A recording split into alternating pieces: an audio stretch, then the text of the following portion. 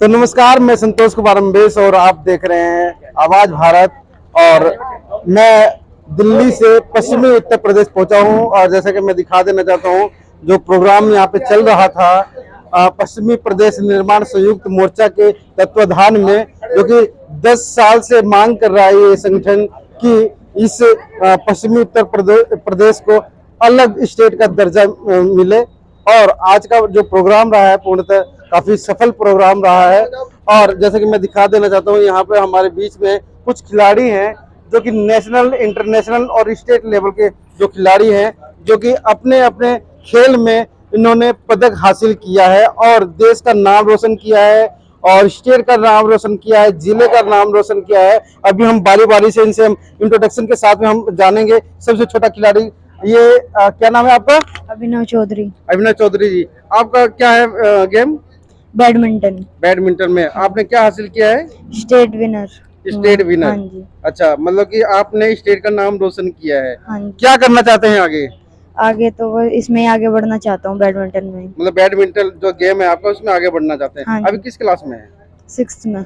6 में। हाँ जी। तो क्या मतलब कि सरकार की तरफ से आपको क्या मिला है अब ये मतलब कि अभी मतलब कि आपने फर्स्ट स्टेज आपने क्लियर किया है? अभी तो मेडल वगैरह मिले थे और ट्रॉफी वगैरह मिली थी। अच्छा अच्छा। हाँ जी। और बाकी 6 स्टैंडर्ड में हो? हाँ जी। हाँ। क्या लगता है कि मतलब कि आगे पढ़ाई लिखाई में आपको IAS PCS भी बनना चाहिए? खेल में क्यों रुचि हुआ आपको? बस मुझे हमारी पूरी फैमिली, जैसे मेरे दादाजी थे पहले, वो भी खेल में ही थे, कबड्डी में। अच्छा अच्छा। फिर वहाँ से मुझे भी वही था कि खेल में ही जाना है, मतलब पढ़ाई में ज्यादा नहीं था, खेल में ज्यादा था। तो मतलब कि इसलिए आपका जो पुरख है, मतलब कि दादा के पीढ़ी दर पीढ़ी चलता आ रहा है, वो दादा कुश्ती में थे और हाँ कबड्डी में थे। कबड्डी में थे और आप बैडमिंटन में आ गए। हाँ जी। चलिए, बहुत बढ़िया। और आगे उज्जवल भविष्य के लिए कामना करता हूँ कि आगे बढ़ते जाइए। हमारे साथ में महिला जो कुश्ती है, पहलवान है, और वो भी सामने आई है। क्या नाम है आपका? मेरा नाम आरोही चौधरी है, मैं गांव पचंडा क्लास में। अच्छा, आपने किस गेम में मतलब कि कुश्ती में कौन सा पदक हासिल किया है? मैंने अभी कुश्ती में इंटरनेशनल में मेडल प्राप्त किया है। एक चैंपियनशिप कजाकिस्तान में थी, एशियन चैंपियनशिप थी, 16 देशों का गेम था। यानी इंटरनेशनल खिलाड़ी हैं। इंटरनेशनल खिलाड़ी। क्या लग रहा है कि मतलब कि अभी पढ़ाई भी करती हैं? 10th क्लास में। 10th क्लास में। 10th क्लास में। आप छोटी सी उम्र में आप इतना बड़ा नाम रोशन कर दिया देश। क्या लग रहा है कि आपको कहाँ होना चाहिए था और अभी क्या मुकाम हासिल नहीं हो पाया? अभी ये है कि अगर थोड़ी और सुविधाएं मिले तो और अच्छे मेडल आएंगे। किस प्रकार की सुविधा है? अभी हमें सरकार की तरफ से तो कुछ भी सुविधा नहीं मिलती कि हमें कोई भी ऐसा हो, लेकिन हमें गवर्नमेंट। आज आपको सम्मानित किया गया है, कैसा लग रहा है? बहुत अच्छा लगा, सबका बहुत बहुत धन्यवाद, सबने सम्मानित करा। चलिए, अब एक छोटी पहलवान है जो कि हमारे साथ में थी, वो इंटरनेशनल मतलब खिलाड़ी, जो कि कजाकिस्तान में। आपने कौन सा मेडल लिया है? 3rd मेडल, कांस्य पदक। कांस्य पदक उनको मिला है। और एक छोटी महिला कुश्ती महिला है, क्या नाम है आपका? भूमिका चौधरी। किस क्लास में पढ़ते हो आप? 8th 10th में। 8th में। हाँ जी। अच्छा, आपने इस पे मेडल लिया है, मतलब कि गेम तो आपका कुश्ती है। कौन सा मेडल है, कौन सी पोजीशन है? नेशनल में फर्स्ट और स्टेट में अभी जो अंडर 15 हुई थी उसमें 3rd। तो क्या लग रहा है कि मतलब आगे कहाँ तक आप जा सकते हैं? अभी तो प्रैक्टिस ही कर रही जी, अभी आगे practice चल जाने रही की। है। हाँ जी। तो आपका फेवरेट गेम यही रहेगा आगे तक भी? हाँ जी। अच्छा, चलिए।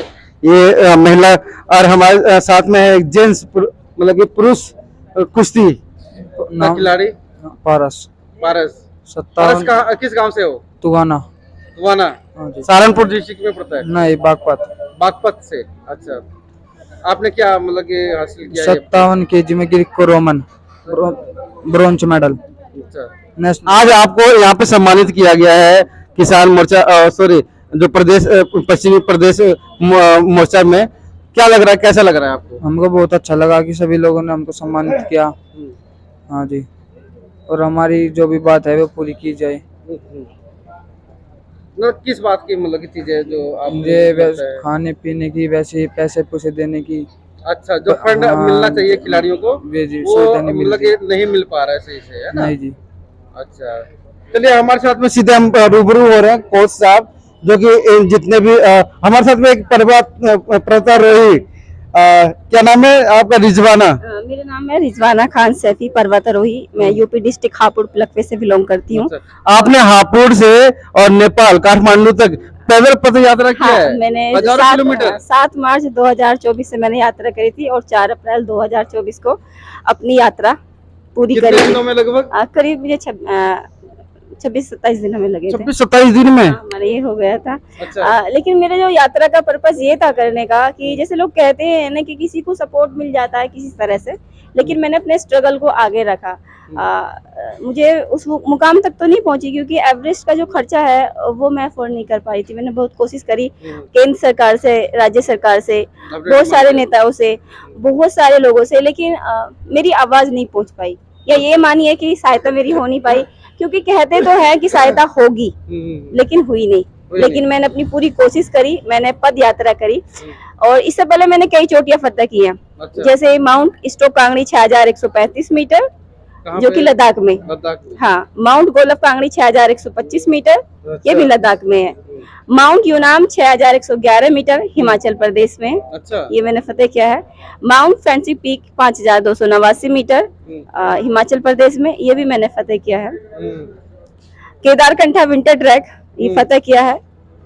फालूद विंटर ट्रैक फतेह किया है। माउंट दंगमाचन पर्वत लद्दाख में, हिमाचल के आगे ये एक जगह है, वहाँ पे हमने फतेह किया है। और जो माउंटेन में जब आप स्टार्टिंग करते हैं उसके लिए जरूरी होता है कि आप कोर्स क्वालिफाई करें, तो मैंने basic mountaineering course alpha A grade के साथ कंप्लीट किया है। Advance mountaineering course alpha A grade के साथ किया है। पहले मैं वोशू में थी क्योंकि किसी भी फील्ड में जाने के लिए आपका खुद सक्षम होना, अपने आप को तैयार करना उस लेवल तक, तो पहले खुद को सेफ्टी रखनी। तो मैंने वो स्टेट लेवल तक खेला जिसमें मुझे ब्राउन, सिल्वर और गोल्ड मेडल है। 21 किलोमीटर। ये इन सब की जो प्रेरणा है आपने कहाँ से ली? वो मेरे पापा से। क्या पापा क्या करते थे? मेरे पापा मार्केटिंग में है, लेकिन मेरे कोच मेरे पापा ही है। मैंने आज तक जो उनका डिफरेंस मतलब वो मार्केटिंग बचपन से मैंने पापा के साथ फिराते थे क्या? हाँ, बचपन से ही किया है मैंने। अच्छा। मेरा जो सपना है वो है एवरेस्ट क्लाइंब करना। Everest climb? हाँ, लेकिन मतलब आखिरी जो होता है। आखिरी नहीं, भाई पहला समझिए। आखिरी तो बहुत सारी चीजें होती है, आखिरी कोई चीज होती ही नहीं है। अच्छा। आखिरी तो वो होता है जब आप इस दुनिया से चले जाते हैं। लेकिन मैं इस दुनिया में जाने के बाद भी मेरा नाम मतलब मैं रहूं लोगों के दिलों में, मैं ऐसा काम करके जाऊंगी। लेकिन मैं केंद्र सरकार से, राज्य सरकार से एक ही रिक्वेस्ट करना चाहती हूँ कि सर, हम खिलाड़ी इतनी जान लगा दे और एक छोटी सी लापरवाही कीजिए या फिर एक गलती हो जाए तो उससे हमारा पूरा कैरियर खत्म हो जाता है। ये हमारी चोट से, अगर हमारे शरीर में कहीं चोट लग जाए, लेकिन हम इतनी मेहनत करते हैं उसके बाद भी हमें कोई सहायता नहीं मिलती। उसके लिए हम एक बार जब हम आर्थिक स्थिति से हम गुजरते हैं वहां हम टूट जाते हैं। और ये हमारे उत्तर प्रदेश में तो सबसे ज्यादा है कि कितना लड़कियों के लिए कितना मुश्किल है। कह देते हैं कि सारी चीजें बहुत अच्छी हैं, लेकिन फिर भी इतना मुश्किल है ना, फिर भी अपने आप को सेव करना, अपनी प्रैक्टिस करना, उस वातावरण तक पहुंचना, खुद को तैयार करके मेंटली, फिजिकली और हर तरह से अपने आप को तैयार करके मेडल लेकर आना। उसके बाद भी कोई सहयोग न मिलना, ना आर्थिक सहायता मिलना, तो वहाँ को टूट जाता है। मतलब खिलाड़ी इतना टूटी हूँ लेकिन फिर भी मैं खुद को रखती हूँ कि नहीं, मैं जिंदा हूँ। ठीक है। रिजवाना जी के मन में एक खुशी भी होती है कि रिजवाना एक देश का नाम रोशन कर रही हैं, स्टेट का नाम रोशन कर रही हैं। मगर रिजवाना जैसी बहुत सारी ऐसी खिलाड़ी हैं जिनके साथ में इन्होंने जो प्रॉब्लम बताई हैं, उनके साथ में भेदभाव हो रहा है। कहीं ना कहीं एक तरफ सरकार कहती है कि खेल पढ़ेगा इंडिया तो बढ़ेगा इंडिया, और खेल का भी नारा है कि अधिक से अधिक बच्चे जो है खेल के तरफ जाएं, और गवर्नमेंट की तरफ से भी ये मुहिम भी है कि ज्यादा से ज्यादा बच्चों को प्रिपेयर करें खेल की तरफ। मगर जब जमीनी स्तर पर हम देखते हैं तो जो बच्चे अगर गोल्ड मेडल लेकर आते हैं या मेडल लेकर आते हैं किसी प्रकार का, तो उनके साथ में इस प्रकार का अगर कोई विडम्बना होती है कि उनके ऊपर ध्यान नहीं दिया जाता है, तो कहीं ना कहीं उनका मनोबल टूट जाता है। हमारे साथ में सारी बातों पे मतलब कि चर्चा करने के लिए कोच साहब है। आपने इंडिया की टी शर्ट पहनी हुई है, कोच साहब पूरा परिचय बताइए। मेरा नाम युधिष्ठिर पहलवान, गांव पचंडा कला, जिला मुजफ्फरनगर। अपना स्टेडियम है, भारतीय खेल प्राधिकरण से अप्रूव्ड है और रेसलिंग का स्टेडियम है। और देखो हम सरकार से जो मांग करते हैं, मांग ये करते हैं कि जो हमारे ग्रामीण आंचल से जो बच्चे पौध निकल के आती है, तो एक तो हमें उन्हें दुरुस्त करना होगा। ग्रामीण आंचल को जो है जहाँ से पौध निकलती है, जब बच्चों का स्कूली स्टेट में मेडल आता है, वहां से आप बच्चों को जो है पैसे देने शुरू करो कि 5,000 रुपए फर्स्ट हो या 10,000 रुपए सेकंड, थर्ड, वहां से होना चाहिए। और सरकार करती है जब जब हम बाहर से मेडल लेके आते हैं, इंटरनेशनल मेडल लेके आते हैं, तो जाकर के नाम, तब जाकर सरकार कुछ ध्यान करती है, कुछ जब तक हमारी जमीन न बिक जाती है। हाँ, ये आपने मतलब कि काफी गहराई से बात कही है कि कभी भी मतलब कि अब खिलाड़ी जितने भी उभरते हुए खिलाड़ी हैं, अगर वो नेशनल या इंटरनेशनल स्तर पे जाते हैं तो जाकर के उनका नाम आता है, जबकि उनका नाम पहले ही सुर्खियों में हो जाना चाहिए। उनका एडमिशन जब होता है, अगर वो खिलाड़ी बनने के लिए कगार पे होते हैं, तब भी ये नॉलेज मतलब गवर्नमेंट के नॉलेज में हो जाना चाहिए कि इसके लिए फंड का अरेंजमेंट करें, है ना सर। आप स्कूल में रख दो, जो बच्चा स्कूल में 5वीं 6ठी क्लास में जो मेडल देगा स्टेट में, उसे हर महीने पैसे मिलेंगे। देखो फिर कितना बड़ा कंपटीशन होगा और कितने खिलाड़ी बाहर निकल के आएंगे। और ये खिलाड़ी की जो पौध है, ये किसान मजदूर के घर पैदा होती है, ये किसान मजदूर के घर पैदा होती है। और ये विदेश में जाके झंडा गाड़ते हैं और अपने तिरंगे का वहाँ सम्मान करते हैं, वहाँ राष्ट्रीय गान गाया जाता है जब ये वहाँ झंडा गाड़ते हैं। ये खिलाड़ी किसान मजदूर के यहाँ पौध जन्म लेती है। और सरकार को चाहिए स्कूली स्टेट से ही इन्हें पैसे का प्रबंध करे, इनकी रेख रखाव का प्रबंध करे।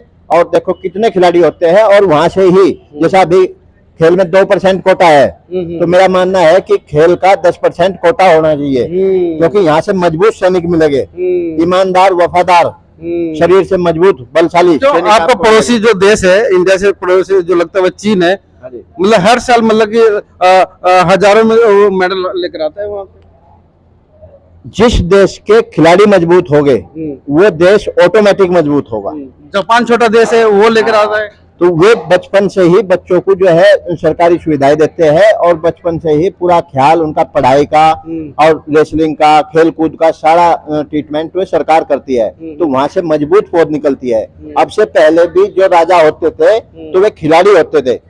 पूर्व में जो राजा हुए ना, वे खिलाड़ी होते थे। जैसे महाभारत में देख लो आप, है ना, रामायण में देख लो, जो बलशाली थे, जो मल युद्ध करने वाले थे, तो वे राजा होते थे। जैसा रामायण में देखो आप, हनुमान जी जो थे ना, हनुमान जी बलशाली थे। जब राम जी की बहू जो है सीता जी को रावण उठा के ले गए, कहीं विडम्बना है कि अगर प्रेरणा लेते हैं हनुमान जी से, राम से, उनसे प्रेरणा लेते हैं, आप उनको तो पूजने में काम कर रहे हैं, वो लड़के आप तो सीधा मतलब के वैसे जा रहे हैं, अनाप शनाप कार्यों में जा रहे हैं। अभी जो है हमारी आने वाली जो नस्ल है वो मोबाइल पे बिगड़ चुकी है। वहाँ भी बहुत सारी हमारी माताएं जो है ना, माताओं को बहुत सारा काम करना होता है, दूध गर्म करना, रोटी बनानी और झाड़ू मारनी। पापा तो बाहर नौकरी पे चले जाते हैं, लेकिन मम्मी बच्चे को छोटा मोबाइल दे देती है, बड़ा मोबाइल, तो बच्चा वहीं बिगड़ रहा है। तो चलिए आज आपको यहाँ पे मौका मिला है, क्या कहना चाहेंगे इस संगठन को? ये पश्चिम प्रदेश मोर्चा की जो मांग कर रहे हैं, बहुत अच्छी मांग है। हमारा यूपी प्रदेश बहुत बड़ा है, अगर छोटा प्रदेश होगा, पश्चिम प्रदेश होगा, तो ये हरियाणा प्रदेश होगा, और यहाँ से हमें छोटे प्रदेश में बहुत ज्यादा सुविधाएं हमें उपलब्ध होगी। तो मैं इनका बहुत बहुत धन्यवाद करूंगा। और ये जो मांग है, ये बहुत अच्छी मांग है, और ये खिलाड़ियों का जो सहयोग कर रहे हैं, ये बहुत बहुत धन्यवाद जो है, क्योंकि खिलाड़ी देश का मजबूत सैनिक, मजबूत, ईमानदार, वफादार, जिम्मेदारी आदमी होता है।